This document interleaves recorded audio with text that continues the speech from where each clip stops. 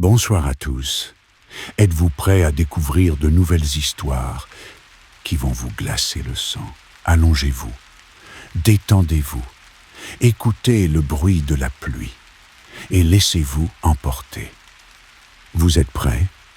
C'est parti. Le camion fantôme. La route longeait la côte depuis des heures. À droite, l'océan s'étendait à perte de vue, noir et agité. Ses vagues frappant les falaises dans un grondement sourd. À gauche, des champs battus par le vent s'étiraient sous un ciel changeant, déjà prêt à éclater. Swanee et Aurélien roulaient côte à côte, chacun sur sa moto, leurs phares perçant la grisaille. Leurs casques connectés par intercom leur permettaient de s'échanger quelques mots, comme pour conjurer la fatigue. « C'est magnifique !» souffla Aurélien dans l'oreillette. « Ouais, mais ça va pas durer », répondit Swanee en jetant un coup d'œil au ciel chargé. Les nuages, épais et lourds, s'amoncelaient à l'horizon. Le bleu s'effaçait déjà sous une chape d'ardoise. La température chutait, et avec elle, un sentiment étrange s'installait dans l'air. Ils n'avaient pas prévu de s'arrêter si tôt, mais la pluie tomba brusquement, violente, comme si le ciel s'était fissuré d'un coup. Des gouttes lourdes martelaient leurs visières, réduisant leur vision à quelques mètres.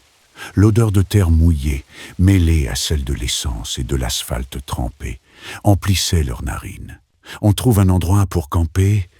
cria Swanee. « Ou au moins un abri ?» répondit Aurélien, la voix tendue. Ils ralentirent, cherchant du regard une aire, un renfoncement, n'importe quoi. Mais la route s'étirait, interminable, coupée par le rideau de pluie et les éclairs qui lacéraient le ciel.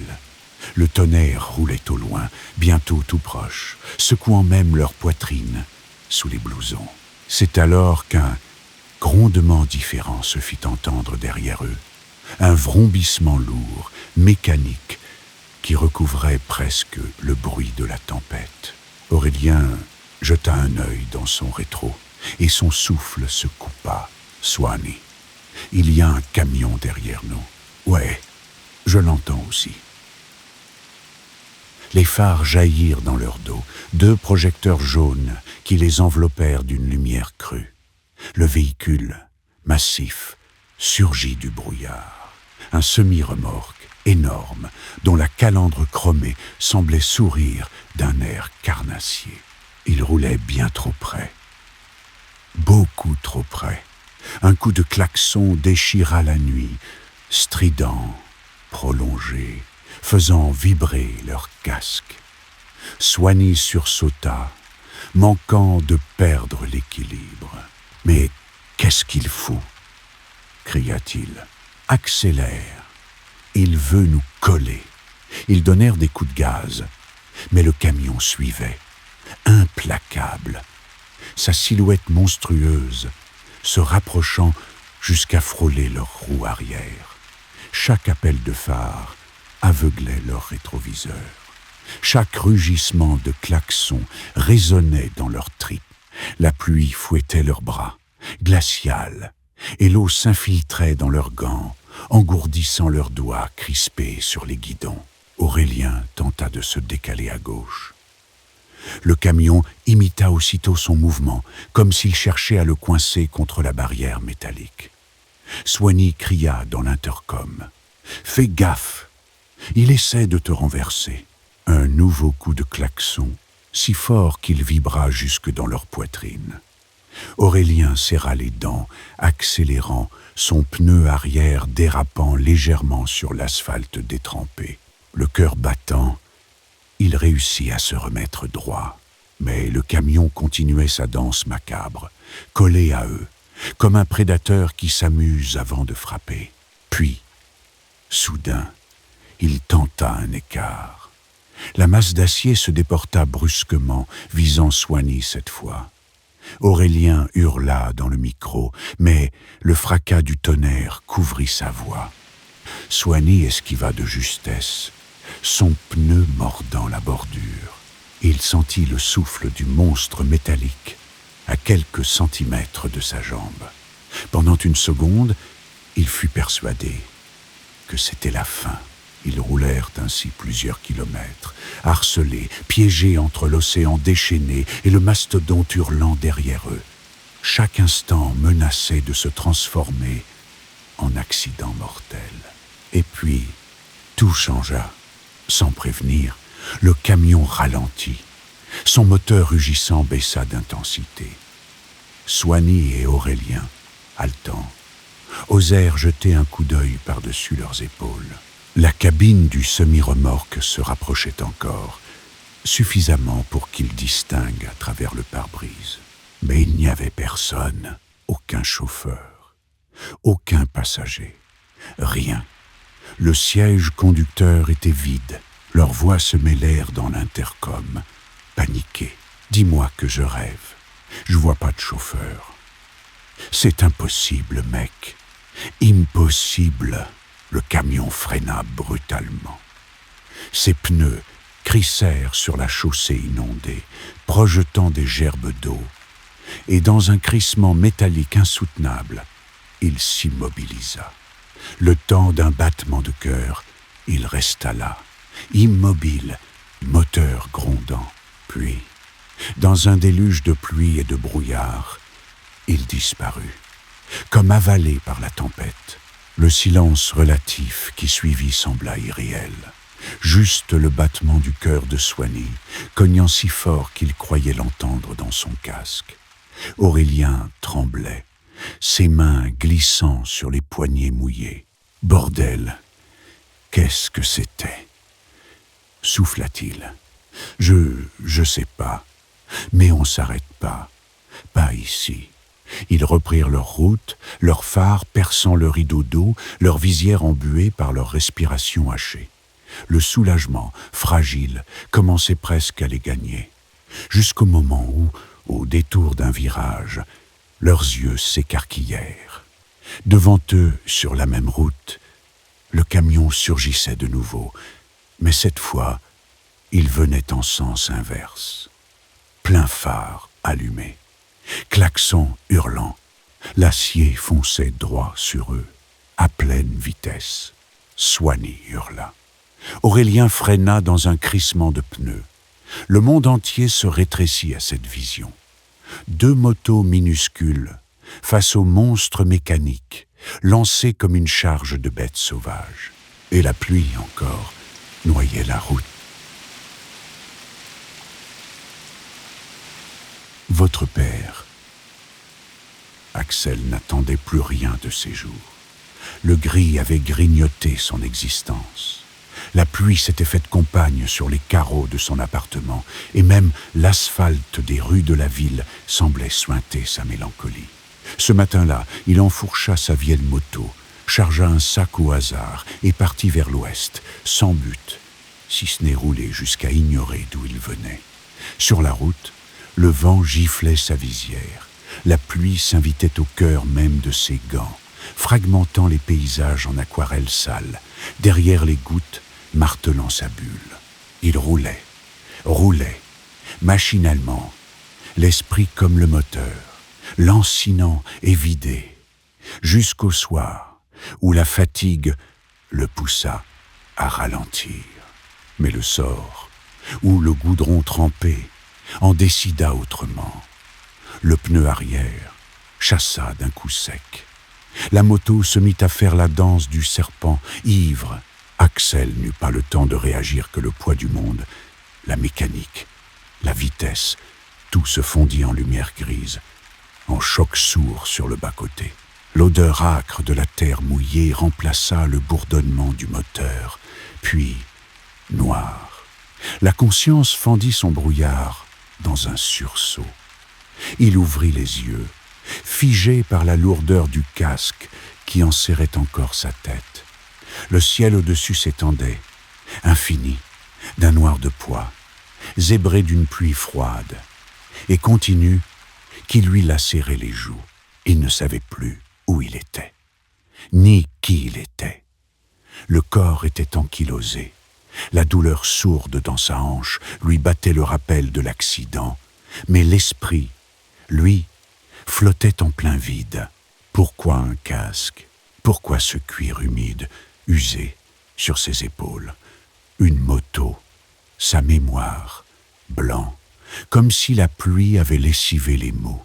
Il resta là, longtemps, puis, mu par un élan, il se redressa. Le paysage autour s'était dissous dans la pénombre et la forêt pluvieuse. La moto gisait quelques mètres plus loin, visière brisée, guidon faussé. Il s'en éloigna, frappé par la crainte d'un danger indicible qui le dépassait. Devant lui, une route étroite, vernie de pluie et bordée d'arbres épais, serpentait en direction d'un lointain qu'il n'arrivait pas à appréhender. Il marcha, les jambes douloureuses, chaque pas lui arrachait des gémissements silencieux. Mais la peur, larvée, tenace, d'être coincé ici, où que cela fût, l'emportait sur la douleur. La nuit était tombée entièrement, la lune noyée derrière des nuages trop bas, la pluie toujours omniprésente, amplifiait chaque son de ses clapotis. Au bout d'une éternité, il aperçut à travers le rideau d'eau quelques lumières diffuses, un village, minuscule, planté là comme une ombre. Il s'y traîna, vacillant, cherchant à comprendre, à trouver quelqu'un, n'importe qui, pour lui donner des repères, des réponses. Mais tout était silencieux. Les vitrines des magasins réverbéraient les lampadaires faiblards sur leurs verres souillés. Aucun mouvement, aucune respiration humaine. Axel longea les façades, heurta de son reflet les glaces noires. « Qui es-tu » lui murmurait son double sans visage. Dans une rue plus étroite, plus sombre encore, une silhouette émergea, ou plutôt, il la remarqua au moment où l'église surgit, blanche, griffée par la pluie, à l'autre bout de la ruelle. Elle semblait ancienne, abandonnée, son clocher décapité par le temps, ses portes closes mais pas verrouillées. L'instinct ou la nécessité le poussa à s'y réfugier. L'intérieur, fraîcheur, ténèbres, un parfum de cire éteinte flottant dans l'air moisi. Les statues de saints, mutilées, blêmissaient dans les coins, pas un bruit, si ce n'est le martèlement filtré de la pluie sur les vitraux. Axel referma la porte derrière lui. Il attendit, perdu, cherchant un souvenir, n'importe lequel. Son cœur cognait contre sa cage thoracique, lourd, irrégulier.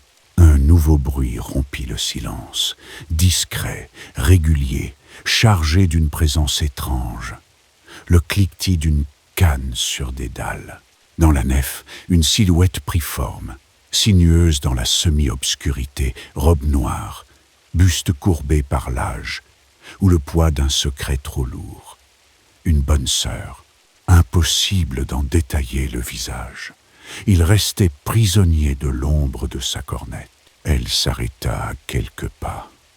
Sa voix était douce, bien que grave, usée par les prières. « Vous êtes le nouveau prêtre. » Axel sentit tous ses muscles se raidir. Le silence pesait, gonflé par le bruit de son propre sang qui tambourinait dans sa tête. Il chercha une réponse, un mot, une vérité, mais rien. Qui était-il? Avait-il été prêtre? Pourquoi ce village, cette église, cette femme, cette question? Le seul mot qui franchit ses lèvres, mécanique, fut « oui ». La main de la religieuse, gantée de gris, se tendit vers lui, attrapant sa manche. « Venez, il est tard. Les fidèles vous attendent. Il ne faut pas les faire patienter. » La sœur l'entraîna dans la sacristie. Sa façon de marcher était inhabituellement vive. Malgré sa canne, là, tout était figé dans le passé. des livres de messe rongés par l'humidité, des cierges éteints, un Christ défiguré accroché à un mur. Axel tentait de rassembler ses souvenirs. Rien. Sa tête bourdonnait. Le lieu lui serrait la gorge. Pourtant, la sœur semblait satisfaite. Le guidant dans ses nouveaux habits, il revêtit une soutane sombre, se laissa faire. Impuissant, la porte de la nef s'ouvrit dans un grincement qui déchira un peu plus son assurance. À travers l'entrebâillement, il vit des silhouettes installées dans les bancs. Leur immobilité, leur teint grisâtre, les yeux trop ouverts lui nouèrent le ventre. Leurs visages semblaient flotter sous la lumière diffuse, comme autant de masques aux orbites creuses. Les fidèles. Ils étaient là, muets, attendant un signe, une parole, un rite. La sœur lui remit un vieux missel dont la couverture pelait. L'office, mon père. Commencez. Axel s'avança sous le regard insistant de la congrégation, le souffle coupé. Il resta devant l'autel. Les mots venaient difficilement. Psaume mal récité, prière approximative. Personne ne bronchait dans l'assemblée. Mais il sentait la tension. Un sentiment innommable crépitait dans l'air. Leur regard le transperçait. Froid, avide. Au bout d'un moment, une ombre plus noire que les autres se leva. Un homme, grand, raide, les traits effacés par la lumière blanche, s'approcha du chœur, s'arrêta devant Axel. « Vous avez pris la place du précédent », murmura-t-il d'une voix caverneuse. « À vous d'achever la messe. » Son souffle sentait la terre humide et les racines mortes. Axel recula. La sœur intervint soudain, dressée derrière lui. « Il faut donner l'absolution. Nous l'attendons depuis longtemps. » Elle posa une main sur son bras. Sa peau était glacée, presque translucide. Axel, paniqué, tenta de quitter l'autel. Mais les bancs étaient désormais remplis, la nef saturée d'ombre, de murmures, d'yeux blancs.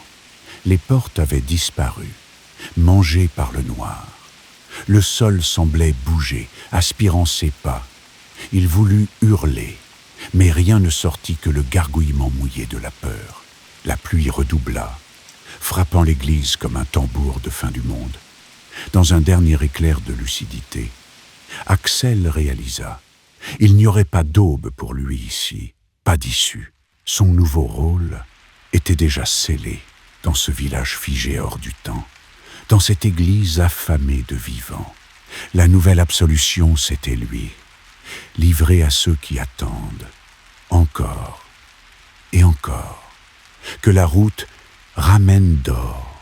La nouvelle absolution, c'était lui, livré à ceux qui attendent, encore et encore, que la route ramène d'autres égarés.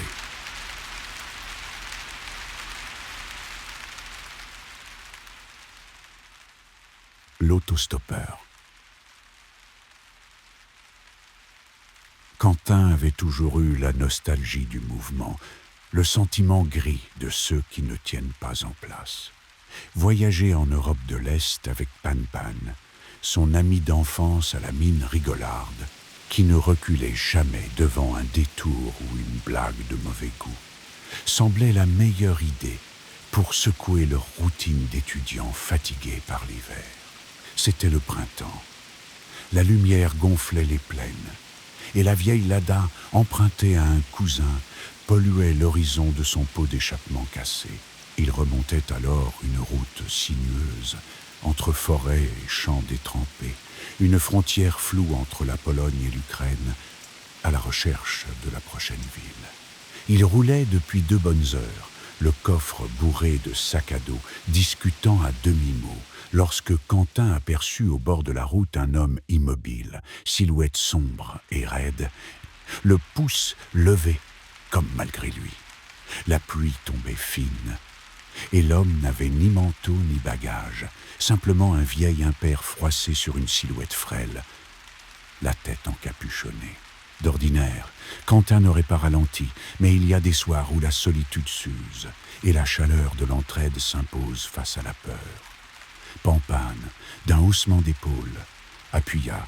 Il fait une sale tête, mais rien ne vaut l'aventure. Hein? Quentin, après une hésitation, céda. Il roula jusqu'à lui, baissa la vitre. « Vous allez où ?» Aucune réponse. L'homme haussa les épaules, pointa la route du doigt. Un regard rapide, gris, presque liquide, effleura les deux amis. Pampan déverrouilla la porte coulissante. « Montez. On vous emmène jusqu'à la prochaine ville, » lança-t-il, tentant la jovialité.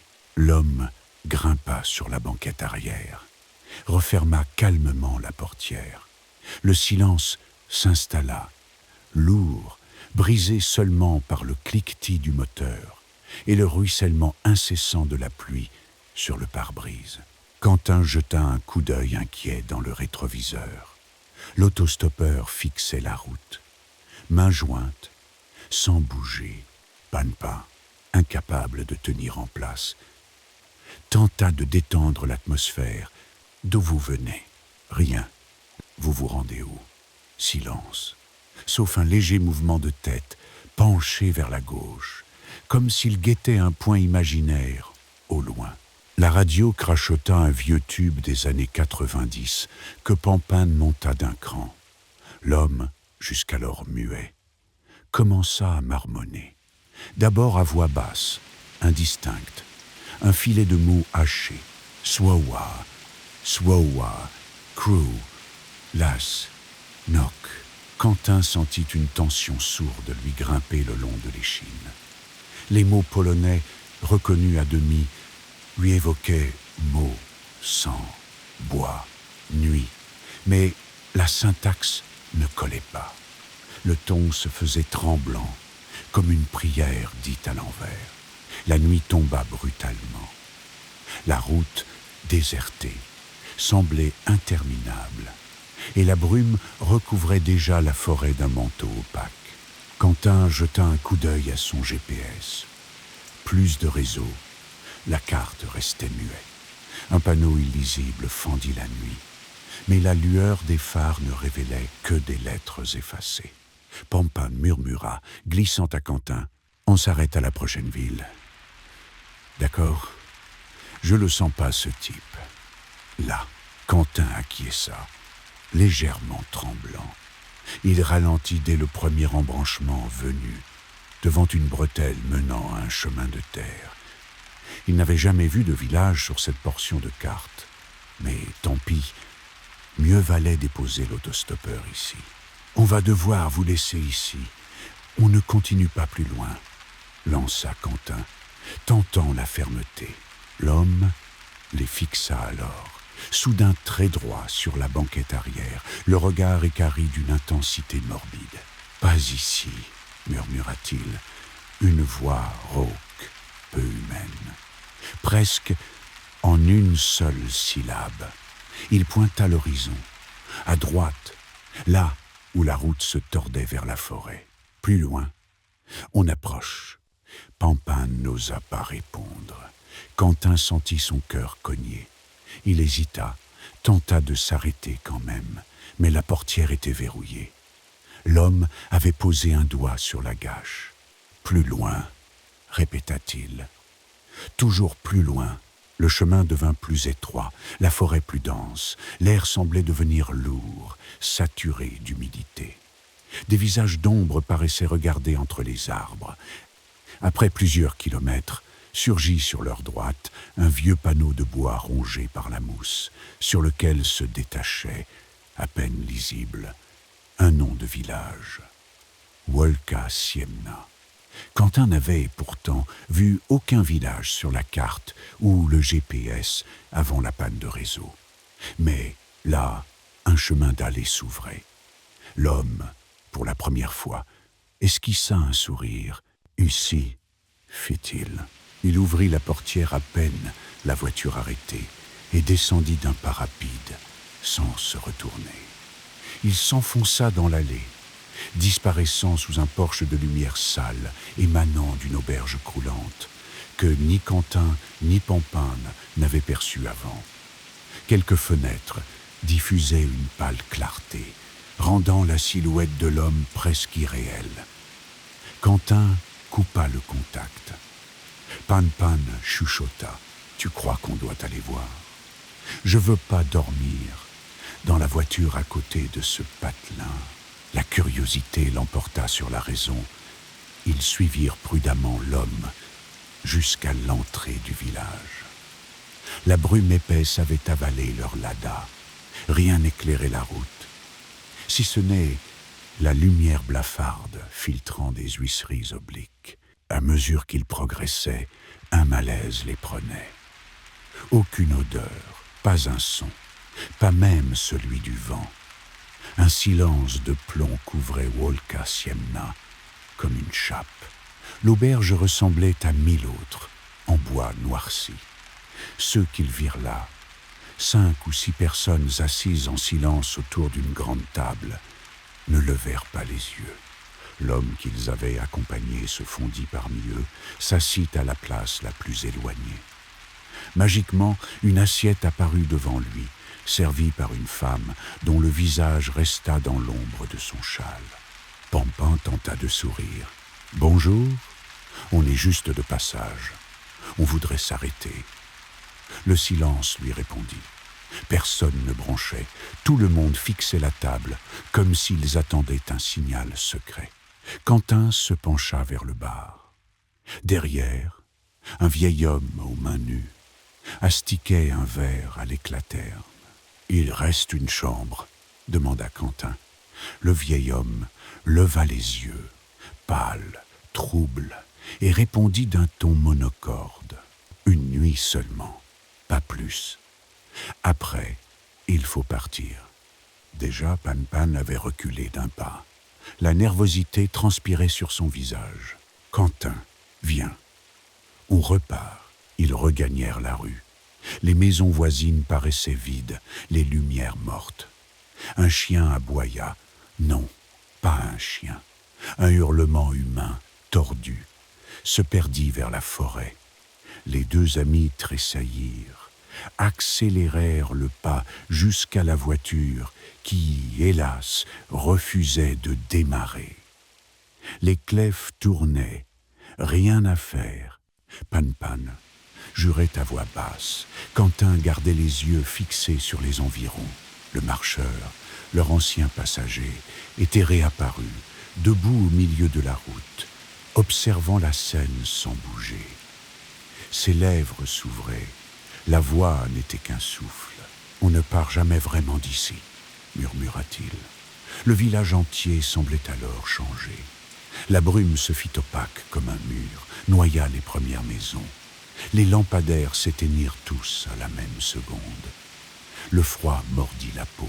Les habitants sortirent alors dans la rue. Tous marchaient, pas après pas, vers la voiture désormais piégée. Pan éclata, hurlant « Qu'est-ce que vous voulez, hein ?» Le silence lui répondit, avant que chaque visage ne s'ouvre sur un cri muet. Une bouche immense, d'un noir d'ombre. Quentin sentit la peur le clouer à son siège. Les habitants s'approchaient, agitaient les mains, entouraient la voiture. L'homme au manteau ouvrit la portière. Il n'avait pas de main, juste un vide sombre, aspirant. « Restez », murmura-t-il, « c'est votre tour. » Les deux amis furent tirés hors du véhicule, perdus dans un froid qui s'intensifiait à chaque pas. La lumière disparut, la brume les enveloppa. Quentin tenta de hurler, mais l'air, dense, refusait de porter sa voix. Il perdit le contact avec Pan, sentit la main glacée le guider jusqu'au cœur du bourg.